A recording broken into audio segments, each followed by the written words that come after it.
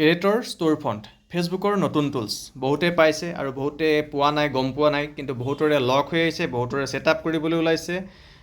চ' এইটো এটা নতুন টুলছ, চ' বহুতে নাজানে যে কি হয় আৰু ইয়াৰ পৰা কি বেনিফিট হ'ব, আমি কি কৰিব লাগিব, ইয়াৰ দ্বাৰা কি কি কাম কৰিব পাৰিম। এই গোটেই কথাখিনি মই কৈ আছোঁ, ভিডিঅ'টো শেষলৈকে চাই লওক, ধুনীয়াকৈ বুজি পাব আৰু ভিডিঅ'টো শ্বেয়াৰ কৰি দিব যাতে আপোনাৰ লগতে আন 10জনে বুজিব পাৰে।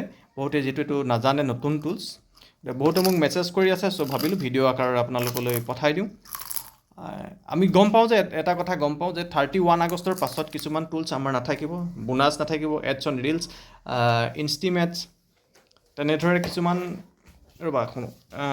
তেনেধৰণৰ কিছুমান আমাৰ টুলছ নাথাকিব 31 আগষ্টৰ পাছত। চ' ঠিক আৰু এটা অপশ্যন আছিলে যে ছাবস্ক্ৰিপশ্যন, সেইটো হয়তো নাথাকিব। আৰু এতিয়া কথা হ'ল যে ক্ৰিয়েটৰ ষ্ট'ৰ ফ্ৰণ্ট সেইটো কি হয়।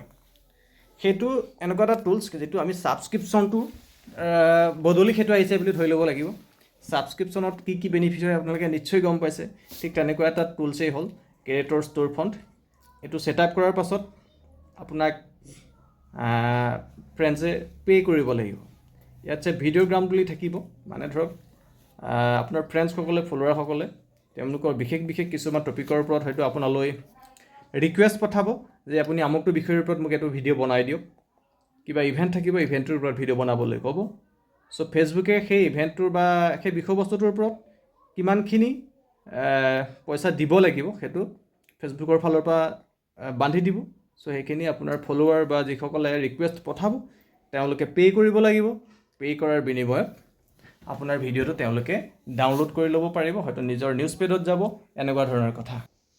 আমাৰ এয়া পোৱালি গুচি আহে ভিডিঅ' বনালে বেছিকৈ, বেয়া নাপাব। মই কৈ আছোঁ, মই য'তে থাকিলেও সি আহি পাই যায়, সেইকাৰণে মই আজিকালি ভিডিঅ' বনোৱা বন্ধ কৰি দিছোঁ, বেয়া নাপাব। এতিয়া কথা হ'ল যে সেই ক্ৰিয়েটৰ ষ্ট'ৰ ফ্ৰণ্ট সেইটোৰ পৰা আমাৰ বেনিফিট কি হ'ব মই ক'লোৱেই যে আপুনি তাৰ পৰা ডাইৰেক্টলি যেনেকৈ মনিটাইজেশ্যন টুলটোৰ পৰা যেনেকৈ ফটো এখন দি আৰ্নিং কৰিব পাৰিছে, ক্ৰিয়েটৰ ষ্ট'ৰ ফ্ৰণ্টৰ পৰা আপুনি হয়তো নোৱাৰিব, হয়তো নহয় নোৱাৰিব, মই যিমানটো জানিছোঁ। চ' সেইটো ৰিকুৱেষ্ট মতে আপোনালৈ যেনেকৈ ছাবস্ক্ৰিপশ্যন অপশ্যনত আপোনাৰ ফলোৱাৰ্ছসকলে যেনেকৈ আপোনাৰ স্পেচিয়েলি ভিডিঅ' বনাব দিয়ে, এইটো এটা এক্সক্লুচিভ মানে ভিডিঅ' হ'ব ফলোৱাৰ্ছৰ বাবে, ৰিকুৱেষ্ট যিসকলে পঠাব তেওঁলোকৰ বাবে, হয়তো বেলেগে নাপাবও পাৰে, তেওঁলোকেহে পাব, এনেকুৱাও হ'ব পাৰে। চ' এইটোৰ পৰা ডাইৰেক্টলি আৰ্নিং নহয়, আৰু এইটো ভয় খাবলগীয়া নাই, এইটো বহুত কিবা বেলেগ এটা ডাঙৰ টুলছ নহয়। চ' এইটো এটা নৰ্মেল টুলছ হয়, ইজ লাইক ছাবস্ক্ৰিপশ্যন। চ' এইটো আপোনালোকে ছেটআপটো কেনেকৈ কৰিব লাগিব মই পাছত দেখাই দিম মানে মই কৈ দিছোঁ। যেনেকৈ মনিটাইজেশ্যন টুলছটো পাবৰ কাৰণে আপোনালোকে নিজৰ প্ৰফাইলৰ কপিটো মানে লিংকটো কপি কৰি লৈ আই এম ইণ্টাৰেষ্টেড বুলি যেনেকৈ পঠাইছিলে, এটা ব্লেংক জেগা যেনেকৈ লিংকটো দি পেলানি আই এম ইণ্টাৰেষ্টেড বুলি পঠাই দিছিলে ফেচবুকলৈ। চ' সেই তেনেকৈ পঠোৱাৰ পাছত আপোনাক ইনভাইট কৰিব সেইটো ছেটআপ কৰিবলৈ, আপুনি ছেটআপ কৰি ল'লেই হ'ল আৰু সেইটোক লৈ ইমান চিন্তা কৰিব লগা নাই। ক্ৰিয়েটৰ ষ্ট'ৰ ফ্ৰণ্ট ইয়াৰ বৈশিষ্ট্যটো সেই তেনেকুৱাই, আপোনাৰ ধৰক আপোনালৈ ৰিকুৱেষ্ট পঠাব, সেই ক্ৰিয়েটৰ ষ্ট'ৰ ফ্ৰণ্টৰ জৰিয়তে আপুনি ভিডিঅ' বনাই দিলে বিশেষ ইভেণ্টৰ কাৰণে, বিশেষ কিছুমান স্পেচিয়েল টপিকছৰ কাৰণে।